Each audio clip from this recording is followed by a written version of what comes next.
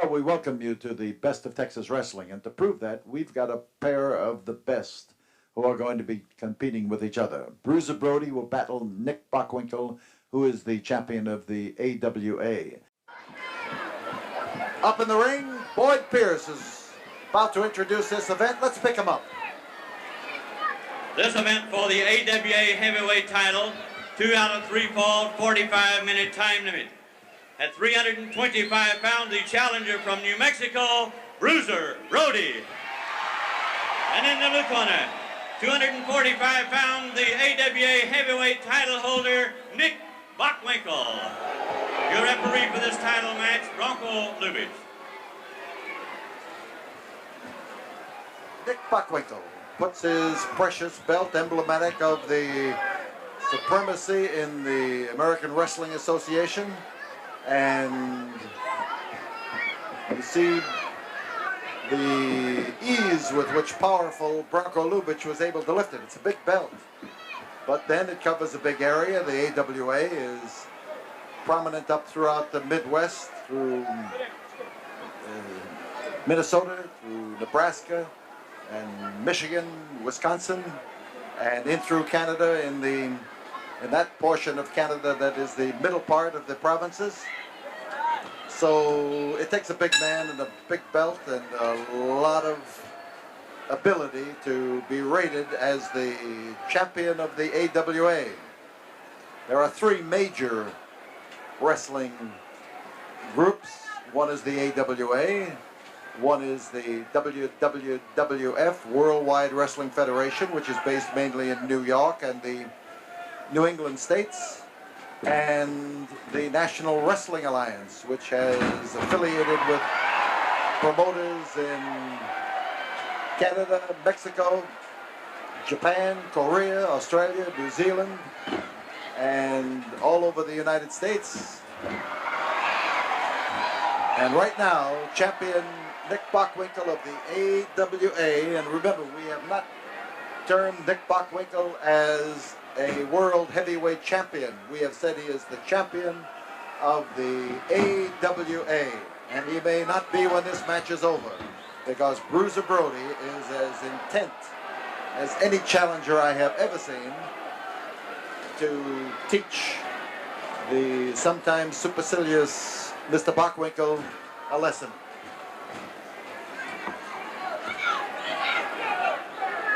So it's Brody in the corner, and Bockwinkel trying to measure him, but Brody doesn't hang around for measurements. He has a style all his own. He can stand up and fight and battle with any man in the entire world. I have a great regard for his ability. And these fans have taken to him because of his sheer power and his willingness to always be Bruiser Brody. So Bockwinkel's in trouble as 2 men. That's what I'm talking about. Brody has won these fans by sheer vehemence of the manner in which he wrestles. He's got a front headlock. Bockwinkel caught. Brody, who recently trimmed down about 30 pounds in order to maintain his speed, says that he's stronger at this weight than he was at when he was 30 pounds heavier, and right now he is about 270. There's a rip across the face that has changed Bockwinkel's mind. Brody crowding, and he gets his teeth into something he doesn't. Bockwinkel hanging on to whatever is left of his face, and oh man, how Brody plowed him into that. Brody. This is Brody. This is Brody. Don't give them a chance to rest. Keep after them no matter where they go, and keep punishing them. And here he is carrying out his own axioms on AWA champion Nick Bockwinkel. This is the first fall. Brody would like very much to get a fall ahead on this event.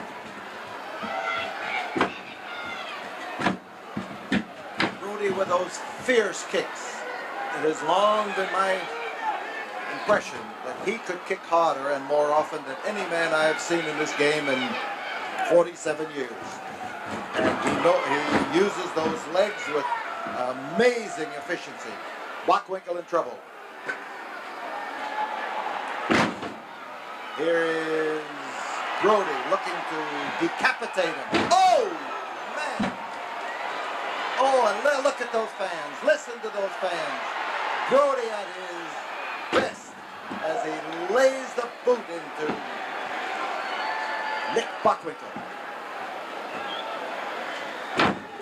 There's the slam bang approach of Brody, and Bockwinkel's in deep and serious trouble. This may be the first fall of this match, but for Bockwinkel it could mean everything.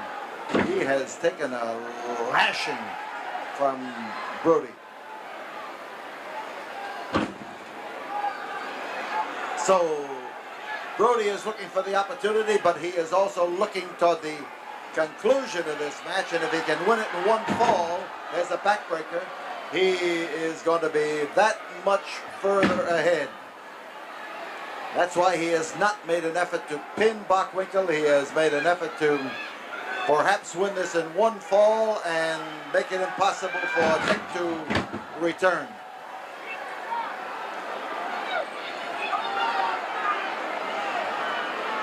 And Brody has had to take virtually no punishment. A combination spin and slam, and here is Brody on top. He did it.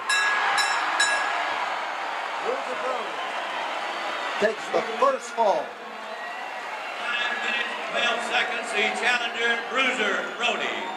So Brody takes the first fall over Nick Bockwinkel, who is lying on the canvas on his back, being administered to by his second, and probably wondering what truck hit him and where it's likely to hit him again. We'll be back here in a moment to see if Nick Bockwinkel can make it for the second fall in this defense of his AWA title. Nick Bockwinkel had not risen to his feet, and Bruiser Brody took right after him with the sound of the bell, and oh, he slammed him hard into that corner. The ring here jumped right at our feet, and Brody follows him up, keeps after him, pours it to him, and Bockwinkel right now is having a tougher time than he has had in any dozen matches he's ever had in his life, because the superiority of Bruiser Brody is apparent to every fan in this huge crowd here in the Sam Houston Coliseum.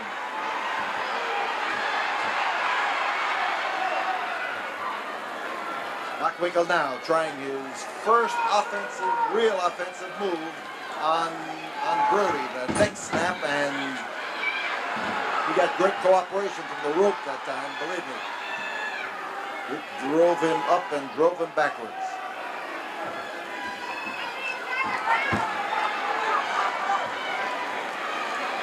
Bockwinkel using it to strangle Bruiser Brody. And there's the foot again now, right in the same area, figuring that if he can keep Brody from breathing, and that he's going to hit. He didn't keep him from breathing, but he can wear him down that much quicker, and he's going to have to wear down this bearded giant before he can make any claims about the outcome of this match.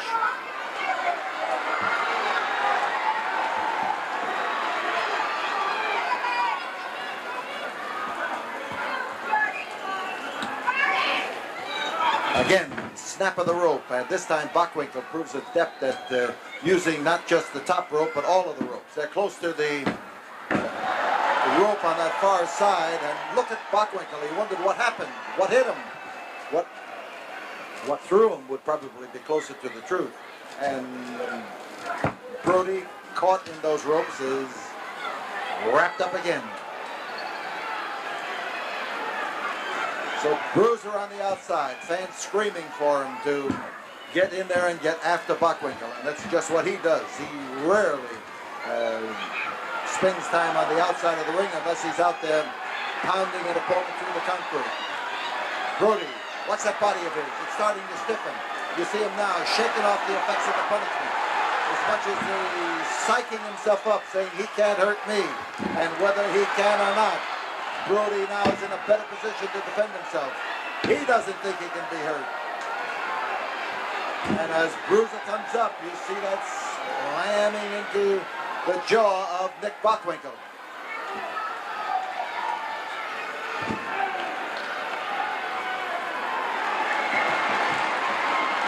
So Brody gives Nick Bockwinkel something to worry about, chomping down on his eye that time to make him uncertain as to where the next attack is going to come. And Brody, there he is, pulling Bockwinkel out on the concrete, finding an open chair where the ring announcer has lately sat, and here he is now giving Bockwinkel an opportunity to possibly get a fall on a disqualification, but instead, since the infraction took place outside, Lubitsch let it go. Oh, that's a big man to miss a fall like that. And when you land as particularly as he did, sort of catawampus on the canvas, you are in a bad spot. Could have a fall. We got one. So he threw him off. Brody threw him off. Tossed him in the air. 4 minutes, 12 seconds, the champion Nick Bockwinkel. He tossed him in the air, but before the push came, Bockwinkel had gotten that 3 count out of referee Branko Lubitsch. So it means that falls are even. Bockwinkel has his hand raised to indicate it, and we have one more fall to go, and Bockwinkel is complaining about the use of the chair on the outside of the ring. We'll be back here in a moment. There are 15 seconds left in the interval between matches, which in this match, by request of both men, is only 1 minute. And here's the bell. And there's Bockwinkel. And Bockwinkel is trying to ring Bruiser Brody's bell for sure. So Brody, having taken punishment that cost him that second fall, is on the tail end of, well, Bockwinkel is desperate to remain champion and knows that if he doesn't do it to Brody, Brody will do it to him. Brody never makes any pretenses about that. That rope snap again, and on the concrete is Brody, looking up at that foot as though he would like to have bitten it off somewhere right around the ankle. He probably could have. And the referee trying to get Bockwinkel to give Brody a clear shot at getting into the ring, and Brody has real problems. That unyielding turnbuckle has blasted him off of the apron.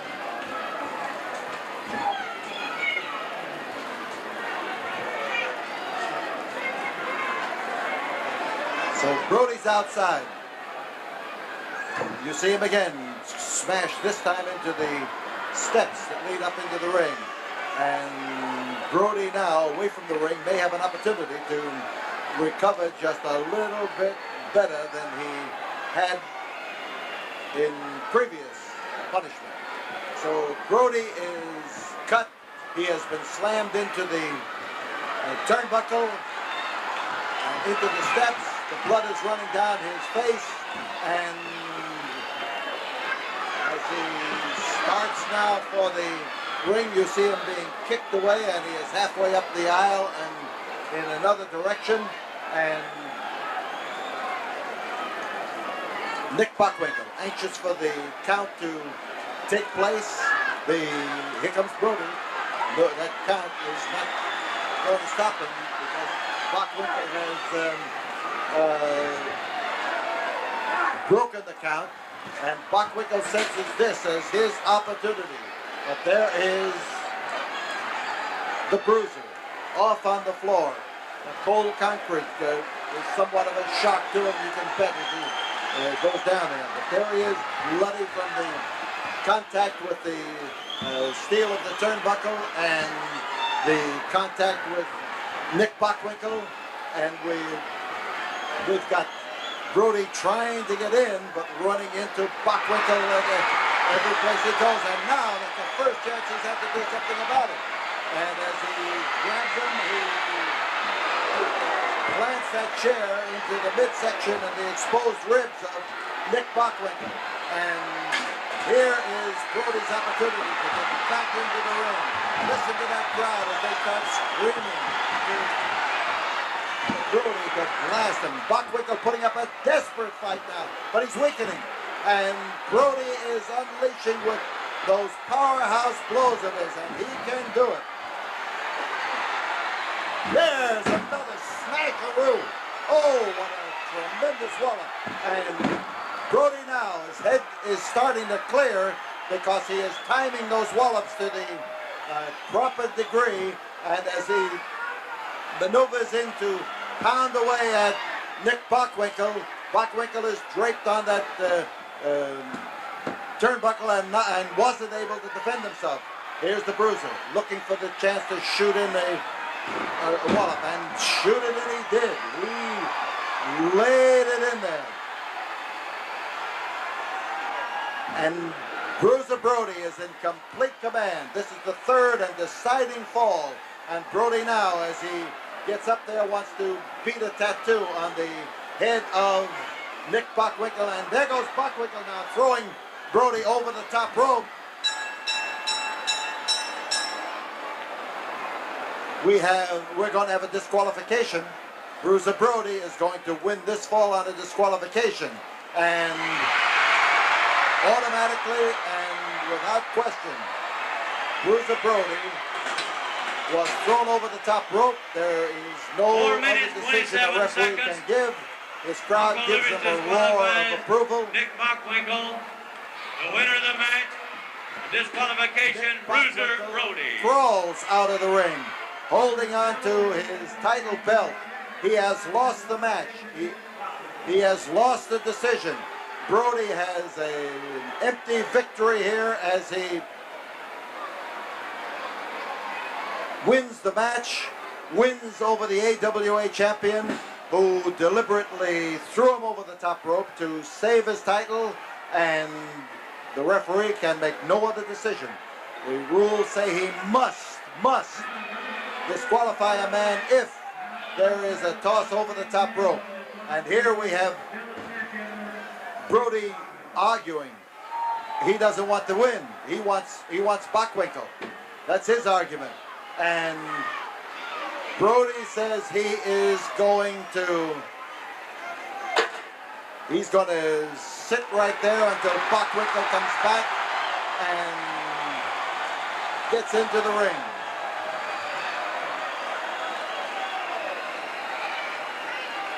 We're going to be back here in a moment. We'll come back here and catch Bruiser Brody, but first let's pause for this word from the studio.